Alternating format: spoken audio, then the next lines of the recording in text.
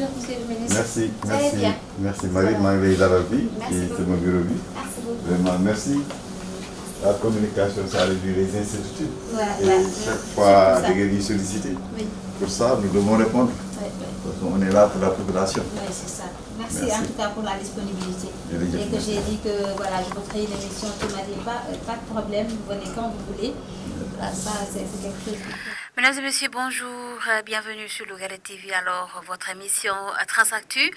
d'Elswat Nafi, qui c'est une chaîne préférée, Lougaré TV. Alors aujourd'hui, on a fait le déplacement pour aller voir quelqu'un qui s'y connaît très bien. Il s'agit de Abdoulaye Sall. Lui, c'est le DG de Senter. Alors, Senter n'a qu'au redégueu, c'est Khaldina Dem sur la société d'exploitation de TER, madame le train express régional du TER Bangakhamni. On peut dire pratiquement, voilà. Moi, des navettes, je ne sais pas combien de navettes ça fait tous les jours. Occasion là avec le DG de la Senter de nous expliquer un peu comment est-ce que ça fonctionne. Ces derniers temps, on a vu pas mal d'informations qui circulent, moi, sur les réseaux sociaux et voilà, ça, au niveau des médias, qui disent que voilà, le TER n'appartiendrait pas au Sénégal. Alors aujourd'hui, on va avoir la réponse avec le DG de Senter, dit Abdoulaye Sall, avec d'autres sujets. Bien sûr, li ci mujj am moo di la grève ba nga xam ni donc amoon na fii ci kër liggéeykaay bi il faut le dire des contractuels wala sax des personnes qui avaient des contrats en tout cas nee nañ dañu arrêté seeni contrat parce que man nag duma bëgg a dox ci désinformation ma bëgg a ñëw ba ci ndey jimili ji moom il va se prononcer sur la question. Alors autant de sujets yi nga xam ne on va essayer de parler avec le DG de la Senter. Le voici présent, monsieur Sall, ñu ngi la nuyu di la ziar et di la dal suñu plateau donc Lougaré TV qui a fait le déplacement ce matin. Merci Lougaré TV maa ngi leen di ñaanal merci yow Marie xamante nañu bu yàgg. Vraiment ngay nekk benn professionnel bu nga xam ne tu fais le travail correctement. Merci. Donc vraiment nous remercions de nous avoir donné la possibilité de communiquer quand même sur les terres, sur le transport en général et sur les difficultés et sur les réussites que nous avons pour quand même améliorer les conditions de déplacement dans ce Sénégal. Voilà, le TER, ku nga xam ne ni tey defe naa ñu doon wax ni c'était pas une priorité ils ont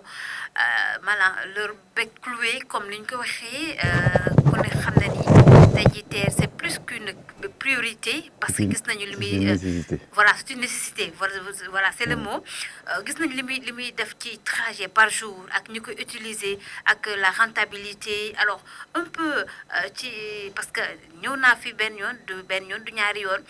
on parlait ci lu jëm ci wàllu indemnisation donc l'état processus boobu yëpp dépassé na ko tey ñu ngi ci phase exploitation Senter nga jiite ko tey ji voilà un mot sur la société. waaw Senter xam nga nit ñi Sénégalais yi xamuñu ko bu baax dañuy jaawale Senter ak Seter. Senter mooy patron Seter. Parce que Seter c'est simplement un fournisseur c'est un prestataire de service dama am un service à faire parce que bu ma jëlee TER bi c'est pour quand même teg ko pour que nit ñi di dem ak ñëw bu président concevoir les TER bi participer ci réalisation bi ba pare di ko exploiter loolu yëpp dañ koy def sous la vision du président de la République bi nga xam ne moo diagnostiqué quand même les problèmes du Sénégal parce que bul fàtte ni président bi mu jógee ci quand même gouvernement Ablaye Wade dafa dem wër Sénégal def 60 000 kilomètres wër gox-goxaat yëpp booy wër nag Dakar ngay commencé Dakar fu nekk mu diagnostiquer les problèmes waxtaan ak nit ñi ñu wax ko seen problème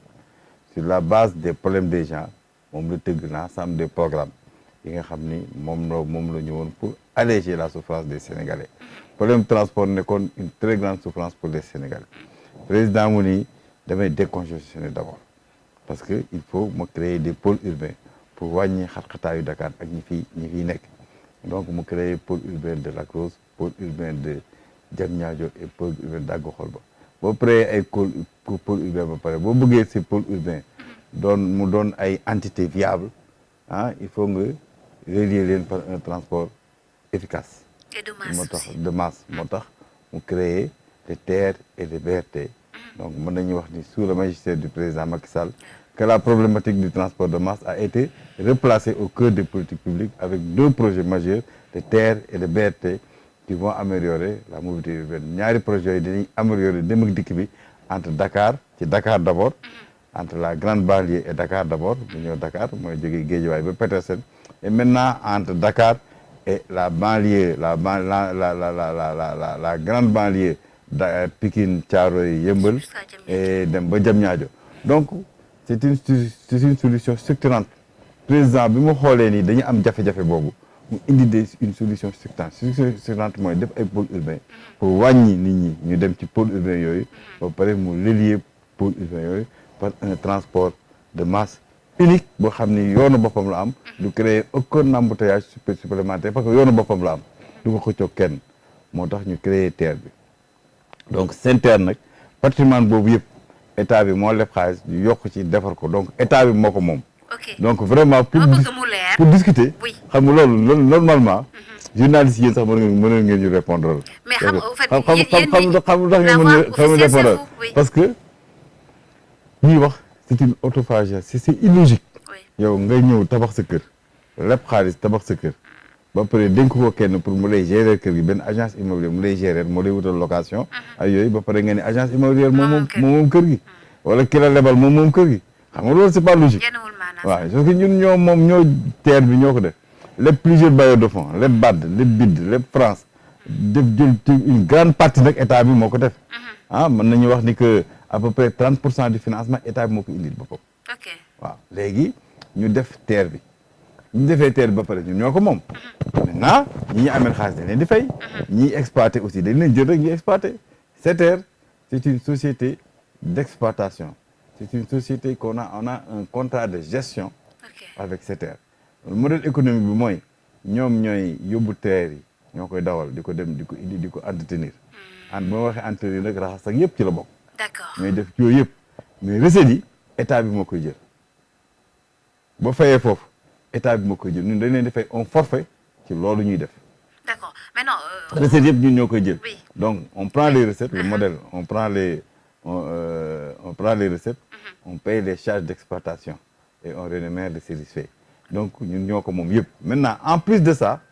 SETER ci boppam xam nga c'est une entreprise c'est un privé en plus de ça ñu ñoo leen imposer non ça n'appartient pas à la France ça la France qui appartient à des Français donc ça appartient à la SNCF qui est une société nationale donc c'est différent c'est pour la France c'est différent de la France maintenant c'est une société nationale française parce que société nationale française buy dem une société nationale buy dem intervenir dans un autre pays il faut mu créer benn succursale bu nga xam ni que mu fa mën a intervenir léegi bi ñuy wut ci monde bi kan moo ñu mën a dimbali pour ñu exploiter parce que c'est une nouvelle technologie il faut nga indi ñu xarañ ñu ko def et puis chemin de fer la il faut nga am li ñuy wax la certification bala ñu lay jox nga mën ko dawal sinon accident bu ci amee yëpp tu es en train de prendre un risque énorme léegi moo tax ñu liggéey ak SNCF depuis le début pour que mu fekkee construction bi fekkee lépp pour ñu mën a defal ak ñoom un contrat équilibré maintenant ñoom dañ leen jox un contrat vraiment de 3 ans le temps que ñu am un transfert de compétences complet pour que donc le Sénégal sur 3 ans pour que le Sénégal mën ko jël en charge à travers la SENTER di ko exploiter boppam mais loolu ñi fa jël parce que moo tax ñu imposer leen ci 1000 personnes yi fa nekk ñun leen du ngeen indi kenn lu dul quelques expatriés moo tax ñu jël ci Sénégal dañuy def un appel d'offre amul benn recommandé foofu ñu def un appel d'offre ñu jot 100 000 CV ñu jël ci 1000 donc 100 c'est poste bu nekk 100 nit ñoo ko doon xëccoo ñu jël ci kenn benn Sénégalais 100 Sénégalais ñu ko doon xëccoo ñu jël ci kenn poste bu fa am rek ci 1000 personnes yu fa nekk donc ku fa dugg rek yaa fa dugal sa bopp c'est sérieux c'est vraiment répondre ci questions yi ce concours bi ñu def donc c'est 1 sur 100 ça a été un concours sélectif donc ñi fa dugg c'est un personnel c'est-à-dire mën nañu wax ci poste yooyu ñu leen jox c'est le meilleur des Sénégalais ñu fa dugg. D'accord, le meilleur des Sénégalais. donc ñuy 984 ak 16 expatriés yooyu chaque année dañu leen jox ay homologue chaque année ñu wàññi leen. ñu wàññi ci 3 4 5 ba pare d'ici 3 ans xam nga dootu fa des benn expatrié. Bien sûr. bu ko defee ñu xam ni kon Sénégalais yi mën nañu ko doxal seen bopp sans problème bu ko defee ñu mën a def un transfert le président. souveraineté bi ñu bëgg ci Sénégal moom la ni bon j'amène une nouvelle technologie mais damay may temps Sénégalais yi ñu mën ko approprier ba xam ko ba mën ko def bu ko defee ma jox leen ko ñu exploiter parce que quand même nous avons de mauvaises expériences sur les sociétés sénégalaises. Bul fàtte ni. Oui. Bul fàtte ni Dakar Dem Dikk bi 475 bis yu bees lañ ko jëlee. ñu ngi ko jëndalee 475 bis yu bees après 4 ans après 5 ans après ana bis yi. mais li ngay wax ni ci ban eeru kan ngay waxal. eeru kan ngay waxal fi mu ne nii. dama ni la. xam nga Sénégal yi toujours. dama ne li ngay wax ni ci eeru kan ngay wax par exemple Dakar Dem Dikk bu fekkee. su ñëpp man quand je parle du gouvernement je parle de tout le monde. parce que y a la continuité. xam nga problème bi mooy boo critiqué gouvernement fi nekkoon ak fi ñëw yooyu yëpp ay waxu il faut on est dans la continuité du service mais le président dans si option de gérer avec efficacité le pays a pris une option de travailler un peu avec des gens yu xarañ ñu ko xam bu ñuy def un transfert de compétence complet pour que mën ko yoral sa bopp parce que yenn saa yi aussi jël affaire yi dénk ko koo xam ne xamul mënu ko c'est un gaspillage pour le pays te vraiment on est assez serré pour continuer ci gaspillage boobu. D'accord amuñu sax lu ñu gaspiller pour dire la vérité parce que vraiment les Sénégalais instant bi sonn nañ lool le chef de l'État wax nga ko xam na ni les Sénégalais souffrent moo tax peut-être mu def cette initiative du TER pour mën a voilà un peu jàppale ñu jóge ku mën a jóge Diamniadio bëgg rallier Dakar en une fraction de seconde alors c'est avec le TER vraiment là moom on apprécie des deux mains et des deux pieds parce que man j'ai pris le TER mais man bi ma ci gis moo day fees lool monsieur le ministre TER bi fees na ba voilà mais je dis que si jamais on était exposé à des maladies ce serait la catastrophe parce que TER bi nu muy feesee dafa ëpp vraiment aujourd'hui mais non xam nga TER bi toujours chaque guddi dañuy def l'entretien def ci ay comme ni ñuy def ci avion yi rek xam nga avion boo duggee dañuy pomper seen kanam ngeen gis ko mais TER bi aussi c'est la même chose on pompe pour tuer l'ensemble des microbes yi nekk ci kii bi et tout ça donc vraiment c'est un transport bi nga xam ne on prend quand même initiative yi nga xam ne yëpp du am benn problème gisoo ci Covid bi sax on exigeait bala ngaa dugg ci TER bi te continuer nañ ko pendant des mois nit ñi bàyyi ko mu doonoon loo xam ne que vraiment population bi dañu doon dox ni mais yéen lii Covid bi passé na mais yéen ñu ko imposer ba léegi mais on a continué à imposer le port de masque obligatoire à l'intérieur le truc parce que c'est un TER bi lu baax a baax la c'est un projet qui a été conçu créé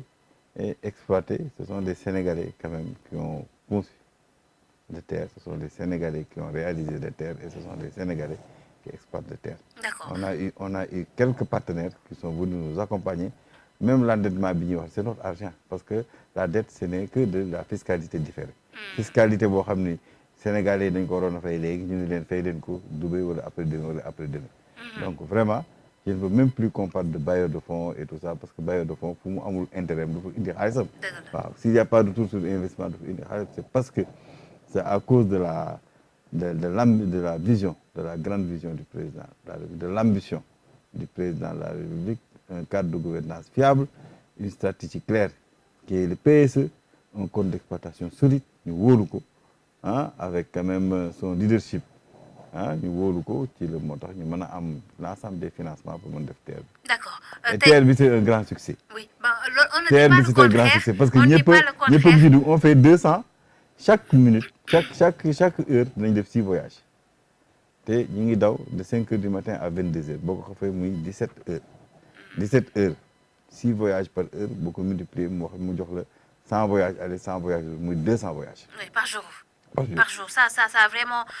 peut-être que c'est un chaque exploit. 10 minutes C'est un chaque exploit 10 minutes parce am na que TER buy dem. d'accord loolu gis nañ ko également parce que peut-être que wax naa ko sànq ba ñuy waxtaan nee naa la ñi nga xam ne ñoo ko doon ŋaññi wala ñi nga xam ne dañ doon wax ne c'est pas une priorité tey dañoo bàyyi population bi TER bi moo tontul boppam. waaw mi ngi noonu commencé daw. mais TER bi dama tontul boppam ba nga xam ne fi mu ne nii déggatoo kenn di ko critiquer yi ngi def deuxième phase bi. gis nga ni que kenn critiqué wul parce que nit ñi dañu xam ni kat président de la République nag ku xeeboon vision rek jaaxle nga ci moom parce que gis nga ni il a une très grande vision du pays il a une vision il a quand même un programme soutenu par sa vision et décliné en action et programme pour un Sénégal qui avance et depuis lors le Sénégal avance donc le PSE fait partie du programme le TER, le BRT, le transport de masse, fait partie du programme du président de la République.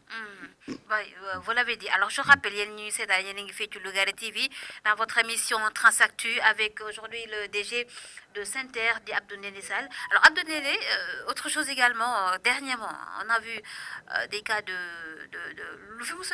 c'est la première fois même, nous des cas de grève, voilà. Non, aussi, amul grève.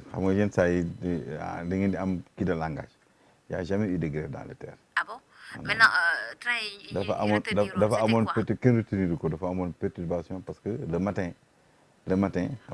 depuis les événements politiques là dañuy rapatrier train yëpp ci ñu am fi benn hangar bu mag SMR foofu la ñuy rapatrier train yi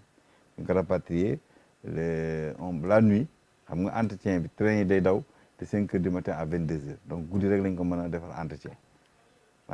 guddi bi ñu ko defar entretien équipe bi fa nekkoon def entretien ñu mer parce que xëy na dañu am rupture de contrat ci benn femme bu fa nekk ñu mer et dañu caché dañu nëbb clé yi xam nga kooku c'est un acte bu grave la parce que c'est subtilisé parce que tubaab yi ñoom ñi leen di employé mooy SETER c'est une société privée boo xam ne dañu am ay contrat ku ci am problème da ngay dem tribunal du travail et le tribunal du travail est là pour régler ces contentieux dans le cadre du travail donc il y a pas de problème du tout au lieu ñu régler seen problème ak SETER bi ñu amal problème ñu jël parce que train yi SETER moomu ko ñun ñoo ko moom Sénégal ñoo ko moom à travers la SENTER la fa nekk yëpp SETER amu ci dara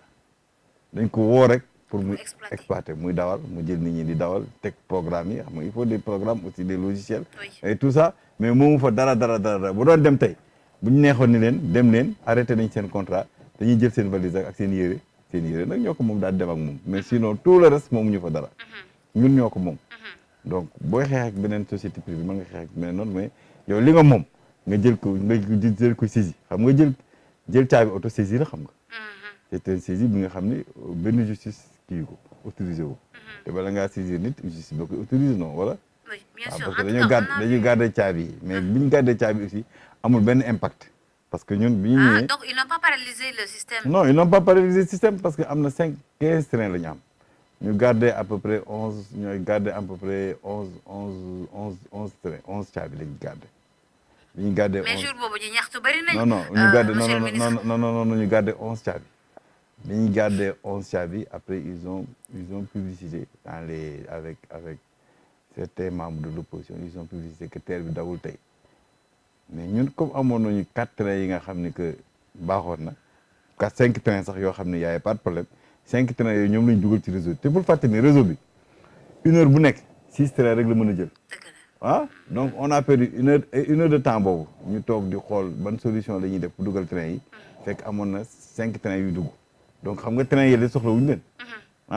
léegi 1 heure de temps boobu pertu ñu dara parce que ci 1 heure de temps boobu entre 6 heures 7 heures fexe nañu ba am avec société bi nga xam ne moo defar train yi ñu am une possibilité d'allumer les trains ba génne leen te amoon nañu 5 trains yi nga xam ne demoon nañ déjà ci réseau bi donc xam nga foofu am nañu 1 heure de temps de latence comprendre nga donc train yi leen ñu ñëw donc pertu ñu dara et te boo xoolee jour boobu sax dañuy gën a transporter ay nit donc il y a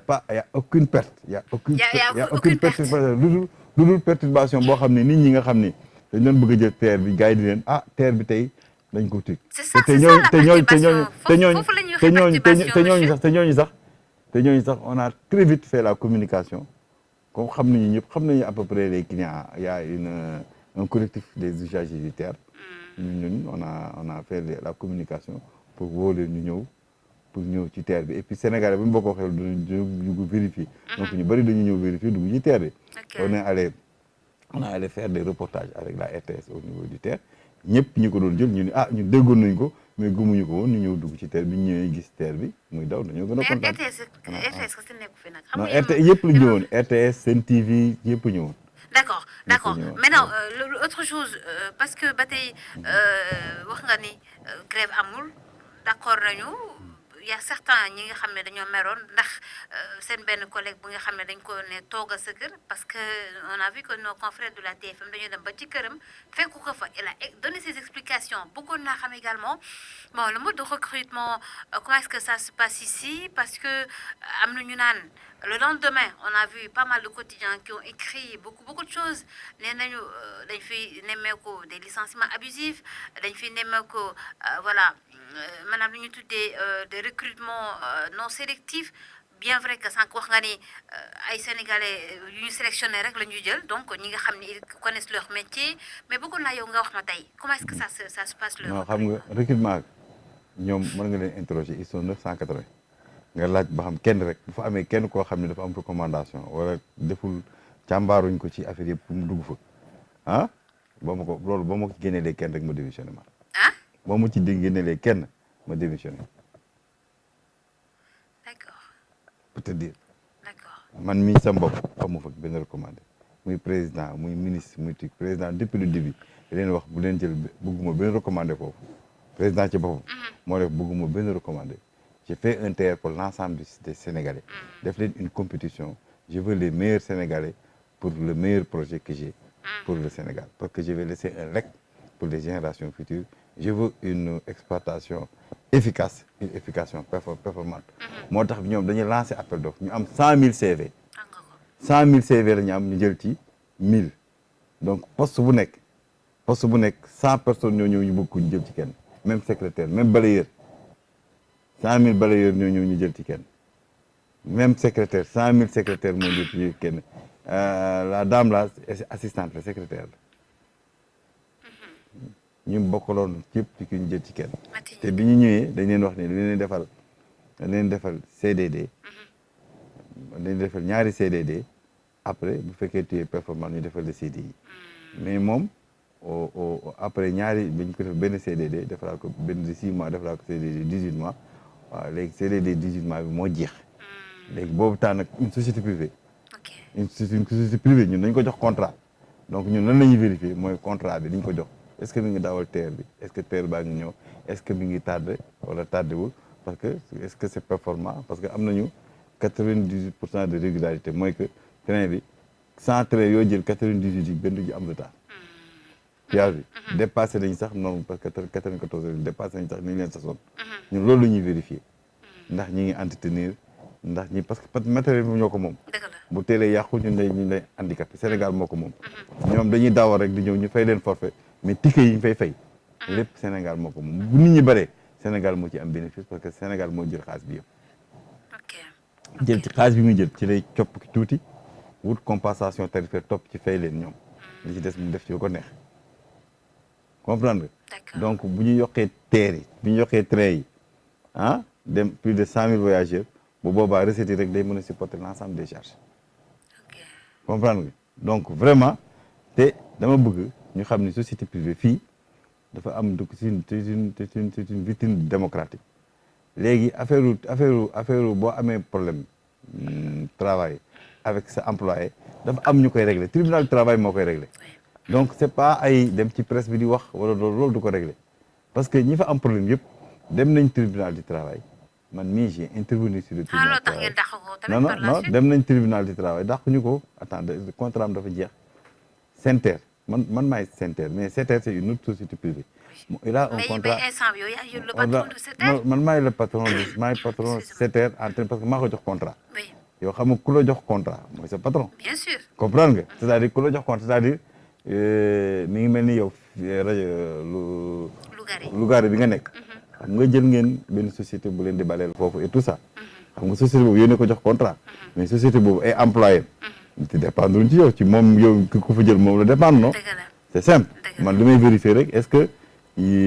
kooku bi mu ñëwee kooku Lougaré li muy vérifier mooy est-ce que contrat bi ma ko jox mooy balayé ba mu set est-ce que mi ngi koy def wala du ko def donc ñii SENTER moo leen jël mais chaque fois dem leen bu ngeen amee problème dem leen inspection du travail l'inspection du travail va venir juger l'affaire et puis ku ci war a ndàmp ñu ndàmp la ku ci war a teg donc c'est pas la première fois société boo xam ne 1000 personnes ñoo ci nekk 900 après 56 Sénégalais depuis lors depuis 1 an ñi ngi existé 1 an presque 4 mois ñi ngi dawal ñu am à peu près moins de 10 cas yoo xam ni dem nañu tribunal du travail mais boo yéenee yeneen sociétés yi xëy na TER bi dafa am succès mais yeneen sociétés yi boobu demee ñaata cas ñoo dem tribunal du travail même ci yéen presse bi ñaata nit ñoo dem tribunal du travail parce que kii ñu leen parce que xëy na dañu am problème xëy na société bi fayu leen xëy na dañu am problème donc ñun on les conseille bu ñu amee problème ak dañuy dem tribunal du travail ñi dem tribunal du travail am na ñoo xam ne tribunal du travail daf leen jox raison ñu fay leen société bi fay leen xaalis bare mais bu fekkee da nga amoon contrat CDI loolu moom tribunal du travail mënu ci dara parce que yow dàqu ni la CDI bu la neexee bu entreprise bi xoolee def ses évaluation nag du ay notation rek c'est évaluation caractère évaluation ba xam am nga contribution bu efficace sur le climat des affaires et tout ça bu ñu xoolee yooyu yëpp gis ni que xëy na am nga problème ñoom ñu décider ni duñu renouveler ce contrat loolu état mënu ci dara sérieusement SENTER loolu état mënu ci dara SENTER mënu ci dara parce que man dama la jox comme yow boo amoon fi mu ne nii kër nga recruter ay nit pour ñu nettoyer le kër gi nga recruter benn entreprise mu indi ay yeneen nit pour ñu nettoyer kër gi ñuy recruter pour ñu nettoyer kër gi est-ce que yow am nga ci yow mënuloo ko dara entreprise bu ko jël moo ci am dara donc ñun loolu tax il faut que Sénégal yi xam ni ñun mënuñu ci SENTER dara qui est une société privée xam nga le Sénégal est très émotif waaw une société privée bi nga xam ni day liggéeyloo 984 Sénégal 956 Sénégalais mais 956 Sénégalais yi ñu ngi ci am problème ak plus moins de 10 te xam nga aussi ñun li leen dénk dañ leen di pénaliser xam nga bu ñu train yi bu tardé wala mu am benn problème ñun dañ leen di pénaliser dañ leen di dagg xaalis bare problème bu am rek day dégg 500000 problème bu am ñun dañuy dagg ci li na war a fay dañuy ñëw dagg 100 millions 200 millions 500 millions c'est ça donc ñoom ils font tout avec leur personnel pour que les critères de performance yi leen di jox mooy train bi di dem à l'heure ñu defal ñu 200 trains par jour 200 trains par jour 200 trains oui passagers yi au minimum 50 000 passagers par jour 50 000 passagers par jour au minimum et 200 trains par jour chaque 10 minutes benn train dem fees bañ a fees chaque benn train dem beneen train ñëw et tout donc da wax même bu amul nit train dafa war a dem parce que ñun dañ leen jox un plan de transport mooy que nit bi lu mu xaar bu xaar 10 minutes ci gare bi bu xaaree 10 minutes beneen train dina mën a ñëw moo tax yenn saa yi njëkkante bi sax amul njëriñ parce que boo xaaree beneen train dina ñëw 10 minutes à part dog bi quoi nga xam ni que nit ñëpp dañuy bëgg a demandoo. oui c'est ça mais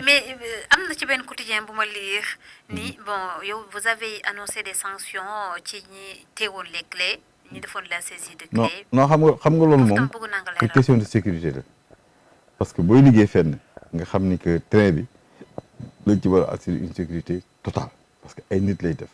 kuy train buy transporter 56 000 personnes par jour vraiment dafa am sécurité. donc il faut ñu def benn ay sanctions exemplaires ba nga xam ni que yow lii moomuloo ko bu fekkee da nga meree sa employé mën nga def leneen mais li nga xam ni pour la sécurité des Sénégalais nga jël ko ropp ci ay pièces. ropp ci xam nga ko roppi clé mën ngaa roppi pièce surtout yow yaa res entretien bi mën ngaa roppi pièce te kenn du ko xam train bi dem ba ci yoon bi am problème wala ñooñu kon buñ comme boo meree def loo xam ne waroo ko woon def. ñooñu c'est extrêmement dangereux parce que c'est des gens qui peuvent amener des choses sur des trains yow doo ko xam guddi gi mu dem mu am fi te il faut mieux vaut prévenir que guérir moo tax il faut ñu xam ne li ñu def nii c'est une faute lourde dégg mais sanction nag xam nga sanction yow mënoo ko décider justice moo koy décider. d'accord kon nga bëgg a jël yëf yëpp ko moo tax du man maa koy yóbbu justice la justice c'est autosaisie de ça sur la question parce que c'est un problème de sécurité. Oui. Parce que TER bu yóbbu ay nit ñu bari. sur la banlieue ñooy ñëw di roppi ay kii ñooy roppi ay clé di ko teg c'est extrêmement dangereux mais en aucun cas wax naa j'ai demandé à leur patron mooy le directeur général de SENTER pour mu négocier parce que ils sont jeunes. vraiment mën nañu am ay des comportements yu nga xam ni xëy na xalaatuñu sax les conséquences. donc ils vont négocier avec eux. Regardez que événement bu mel noonu dootu fa amati parce que mën nga grève parce que la grève est autorisée mais boo grévé aussi mënoo emporter entreprise bi yëpp parce que bariwul ñooñu ñi nekk foofu dañoo bari c'est pas une partie rek ngeen engagé bu la neexee nga bañ a liggéey si mais jël ay caabi yow nga yore sa oto. loolu moom c'est autre chose quand même. loolu il faut que Sénégalais yëpp condamné ko wax leen ni loolu warul am. c'est autre chose quand même. mën nga boo amee problème ci ce travail y a le tribunal du travail. et le tribunal du travail. quand même les inspecteurs du travail que je connais. ils privilégient l'emploi la ñuy gën a privilégier. D'accord. Plusieurs fois dañuy condamner les entreprises là. Bien sûr. Alors monsieur le ministre. maintenant ñi ngi dama wax le patron qui est là-bas. ñun suñu employé ñun ñoo moom terre bi mais dañuy jël un prestataire de service dénk ko benn service moom mu jël ay nit ñu ko defar xam nga kon ñun on n'a pas d'impact ci ces ay employés mais mën nañoo intervenir parce que il faut construire la paix ci jàmm ci lépp xaj comme ils sont jeunes juum nañu donc mais quel que soit alpha c'est des employés d'une société privée. Donc société privée dafa am règlement intérieur il faut nga respecter ko boo ko bëggee toog donc il faut que la communication passe entre les employés de SETER ak la gouvernante de SETER pour que événement yooyu bañati fa amati parce que ñu xam leen ni que mën nañu revendiquer yëpp moi je les écoute bu ñu amee problème dañuy ñëw fii. Aussi j'imagine que yow tamit vous avez parlé avec le DG de SETER pour on a parlé avec le DG événements bañ fa amati. Oui non mais le DG SETER moom il applique son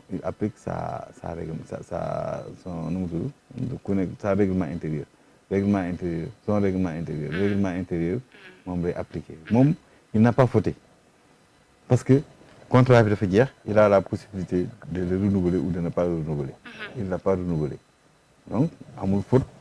administrative dañ ko mën a def ñeneen ñoo mer pour soutenir daal di jël ay clés te loolu c'est une très grande faute parce que le matériel là c'est des deniers publics. Une faute lourde. Alors li ñu si temps bariwul et loolu ñuy jël terre bi xam nga da ngay toog 56 personnes yi nga xam 56 000 personnes yi nga xam ñooy jël terre bi bu ñu jël woon terre bi dañ leen mere trop bu ñu amul woon solution ba génne terre bi ci koor gi kooku ñoom waxuma la ñun sax mais ñooñu dañ leen mere bu méttee au lieu nga am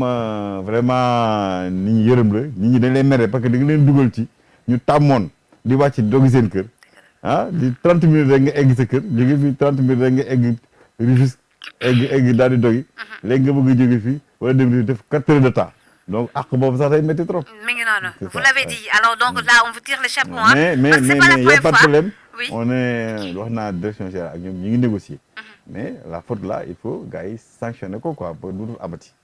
ñu xam ni que te clémence aussi mënu ci am non mën na am c'est-à-dire problème mooy ça dépend parce que quand même xam nga toujours buñ la yóbboo tribunal bu ngeen demee fa da ngeen expliquer bu ngeen expliquer le juge en intime conseil mën na wax ni non ça c'était pas méchant ils étaient ñu mer rek c'était pas pour saboter c'était pas pour truc et tout ça loolu yëpp bon dañ koy def daal que il faut faire les enquêtes xool ba xam c'est prémédité wala dañu mer rek def ko et tout ça c'est des enquêtes aussi si c'est prémédité xam nga ça suppose que donc loolu am na problème oui aussi beaucoup grave mais vraiment ñi ñaan rek ñaari direction bi ak ñooñu ñu dem ci négociation nekk ci jàmm parce que ça c'est au service de l'exploitation des terres parce que vraiment c'est des jeunes. D'accord c'est des jeunes et de surcroît c'est des Sénégalais alors autre chose ñu ñëw ci le projet BRT wax nga ko sànq lorsque vous commenciez l'émission le chef de l'État Macky Sall alors son excellence on a vu que tey en tout cas bu doon dem wax mën nañu wax ni bàyyi na fi un grand legs mooy le TER ak le BRT vraiment man je cesserai de def la promotion parce que je m'y vois man ci projet bi te vraiment Sénégal boo xam ne tamit tu n'es pas un nihiliste tu devrais t'y voir toi aussi alors le BRT ñu gis ni chantier yi bon pratiquement on peut dire que en tout cas la dernière sortie du ministre Mansour Faye il avait dit que ci la dernière sortie du chef de l'État bi amoon ci 4 avril bi il avait dit que ci dernier trimestre war nañu mën a achever un peu les travaux parce que moi j'ai hâte de voir vraiment les bus du BRT ñu rouler comme le TER. Gis naa ko défilé bien sûr mais dama ci bëgg a dugg dama see bëgg a dugg. waaw léegi train bus yi ñëw na. donc travaux yi moo ci des ñu koy accélérer. mu pare man ci comité technique bu BRT laa bokk. tu vois parce que ministère dañu def benn comité technique bu bëri boo xam ne ministère bi ñi am xam-xam ci affaire ci lañu bokk ak ñeneen service ñëpp ñoo xam ne am nañ xam-xam ci affaire bi ñun ñëpp bokk ko Sénégal yëpp bokk ko jàppandoo parce que dañ naan lu kenn mën ñaara ko bak ñett ko bak ku ci am xam-xam rek invité nañ la nga ñëw parce que c'est un nouveau projet c'est une nouvelle technologie tu vois c'est de transport propre am seen yoonu bopp muy te BRT bi 300000 moom dañ ko duñu 300000 lay jël moom déjà c'est bien c'est-à-dire car yi ñu créé oto yi war a am yëpp ñëw na pour commencer rek dem ci 300000 voyageurs. Ok par jour. waaw par jour. te loolu def naa nit ñi war nañ ko gëm. on a vu le TER. non loolu affaire bi amatul luñ ciy gëm ak luñ ciy gëm parce que affaire travaux yi gis ngeen ko. Et puis dañuy defaraale xam nga Dakar dafa am un problème d'assainissement. dañ defaraale quand même l'assainissement on a repris l'assainissement boo gisee des travaux d'assainissement mën nañu wax ni am na au moins 20% à 30% du projet. dañuy def ay tuyaux yu ngand pour jël affaire bi. parce que c'est des trains électriques et tout ça donc il faut que affaire bi mënoo arrêter oto yi di defaraat ay affaire inondation yooyu donc on a fait toute l'emprise vraiment dañ def de gros travaux d'assainissement foofu il faut ñu remercier bu baax le ministre Mansour Faye ñi nga xam ne moom lañ dénk projet bi vraiment mu taxaw ci dénkaat ko il ne communique pas beaucoup nag le ministre Mansour Faye dénkaat ko xam nga moom li muy def soxlawul communiquer bu bëri parce que li muy def non sérieusement parce que li muy def loolu transporteur yi ñoo ma ko wax li muy def muy communiquer boppam boo ñëwee def benn pont ñu tijji pont bi ñëpp gis pont bi loolu moo gën a kii ci communication mais communication on communique sur les réalisations sur des faits réels mais bàyyi communication boo xam ne comme politiciens yi dañuy def rek di communiquer sur des choses yoo xam kenn gis ko sur le virtuel ñun on communique sur des choses réelles moo tax gis nga pont yi amul communication dañuy nekk ba pare ko rek daal di tijji nit ñi commencé ci dugg commencé kontaan donc BRT bi aussi vraiment il y a beaucoup de communication sur le BRT parce que comme c'est un projet Banque mondiale il y a un volet communication extrêmement important gisoo tous les télés et tout ça am na ay films am na ay trucs ñu muy mel après mais man sama télé jotaguma ci publicité bi loolu moom dinaa la boole ak le directeur général bu CETUD bi nga xam ne moo ko yore mooy docteur Thierno Birahim Aw on le connaît pourtant mais moom peut-être bu ko defee mais da ngeen di def demande d'agrément def demande on a tout vraiment waaw bu ngeen defee après mu boole leen ci parce que président bi mu ñëwee ba léegi dafa yaatal moom yow mi sax da ngaa yaatal parce que boobu ba tey parce que les initiatives privées il faut que ku am initiative privée am benn chaîne de télé am benn truc ñu jàppale ko parce que y a que fi nga nekk économie bi moo la war a jàppale pour nga dem donc dañ leen war a jox séddale affaire yi waaw ñi am télé yu ngand ñu jox leen seen part ñu am télé yu ndaw ñu jox leen seen part mais ñëpp ñam ci quoi xam nga lan moo métti aw ma ci mais bu ñëpp amee rek coow du am mi ngi noonu voilà loolu nag ku nekk en alignement stratégique avec le président grand président Macky Sall di nga xam ne moom loolu nekk day séddale ku nekk mu jox la waaw séddale li mu def ci vie religieuse yi. moom Sénégalais doyalaguñ ci moom pour la première fois kenn doyalul ci moom. yow moom doyaloo ko. waaye kenn doyalul ci moom déggoo ñu naan taal bu yàlla taal luñ ci wax. xam nga dama bëgg wax. taal bu yàlla taal sànni ci mat a gën fay ko. waaw yàlla ko taal nag président Macky Sall taal bu yàlla taal la. mu ñëw ak wërsëgam. bi mu ñëwee ngeen gis pétrole coow laa ngi ne kur nag ci moom. gis gaz benn 5 minutes de politique. c'est pétrole coow laa ngi ne kur ci moom. gis gaz mu jëlee réew mi fu sore secteur boo jël multiplier ko par 2 énergie bi nga xam ni kuy xañal bi moo nekkoon ba am émetteur d'électricité mu jëlee ko 576 yóbbu ko 1600 multiplié par 3 route yi même chose le parc on a multiplié par 3 infrastructure université chambre yi xam nga ñaata la chambre yi xam nga 8000 ñu yóbbu ko 32000 multiplié par 4 li nga wax ni yëpp kooku mooy waaj li nga wax ni yëpp ku ne gis na ko teg nañ ci bët ñun journaliste yi teg nañ ci bët mais dañu ne coow li ko topp tey coow li vraiment dëkk bi am ne bul na ban coow yi tamit xam nga moom bu dee côté notation rek il aura la chance de il a passé son examen loolu mën nañ ko wax vraiment parce que li mu fi def même ses prédécesseurs n'ont pas réussi à faire ça mais son hic mooy li mu fi def sur 11 ans li mu fi def sur 11 ans tous les régimes passés 52 ans defuñu moitié bi. on n'en disconvient pas mais dañu ne tey jii peut-être que liñ ko soxlaa mu indigence qui soit un peu beaucoup plus tolérant. non mais il faut mais xam nga monsieur Sall gis nga man mi wax ak yow sama mère mi ngi ci kaso bi. waaw te defe naa ci yow laa jaaree tey. sa mère mooy kat Bilal. Bilal ah. Bilal Diatta mi ngi si kaso bi. Bilal moom la tooñ. Bilal Diatta dafa tooñ le chef de l'État Macky Sall. non tooñul chef de l'État la société la tooñ. bu dee sax président parce que yoroon luñ na koy toppee tey offense la ñuy wax au chef de l'État. offense au chef de l'État la ñu wax institution la.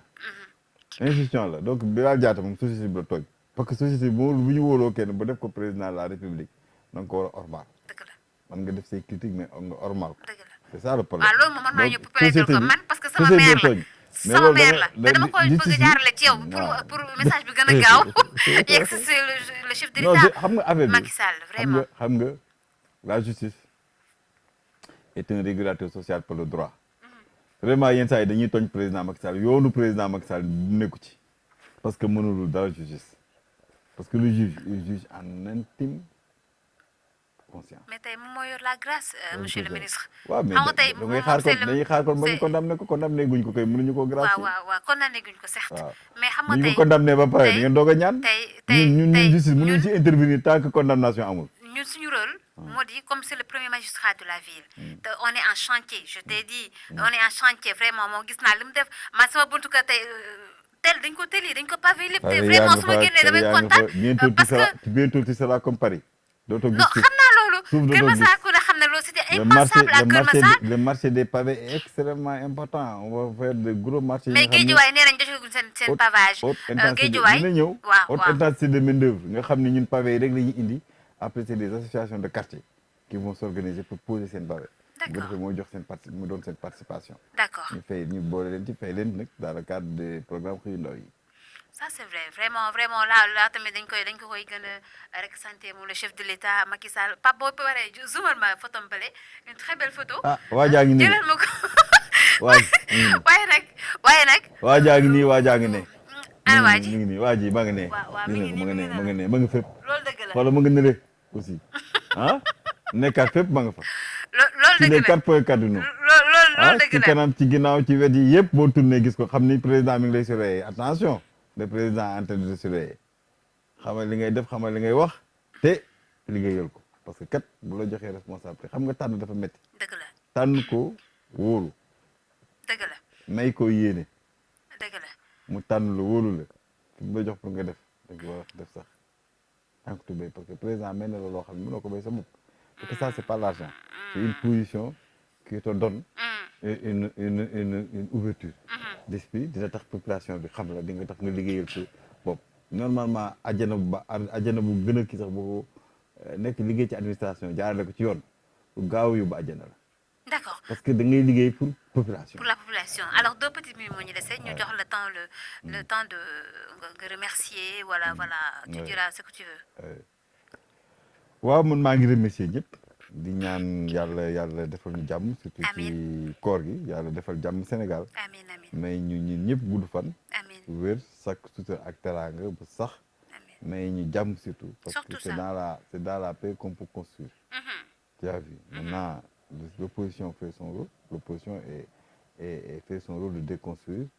ñun on fait notre rôle de construire mais vraiment yooyu yëpp mën nañu ko def sans violence parce que ki nekk ci arène politique ñi nekk ci les militants yi nekk ci kii politique bari wuñu ñi gën a bari ñoom toog seen kër. la population toog seen kër di observer di xool je crois que pour toucher ñooñu nag il faut que ñëpp dal je crois que violence bi mënu leen toucher ñooñu dañu bëgg jàmm parce que politique bu ñu wutuñu ci parce que suñu dara ñoom dañu bëgg rek jàmm pour que li ñuy liggéey ñu mën ko def ci jàmm ak salaam c'est simplement ça donc il faut ñu sóoraale loolu xam ni Sénégal jàmm moo ko lal ñu def ci lépp jàmm et que bon ñu dem élection yi ci jàmm te yàlla suñu borom. 2024 jox xanaa président Macky Sall jox suñu ndam jox ndam le grand président Macky Sall pour mu continuer. lii nga xam ne yow xanaa déggoo li collectif bi wax Abdou Ndéné tamit collectif bi lu mu wax ne non au troisième mandat xam nga Sénégal dafa bëri ay collectif te xoolal parti non bii bu bees la xoolal parti yi ñaata lañu bii bu bees la barki parti yi léegi ñu ëpp lañ koy mais xam nga bu ñu demee ba parti yi ëpp nit ñi lu ñuy def parti yi boo moytuwul léegi ñu ëpp nit ñi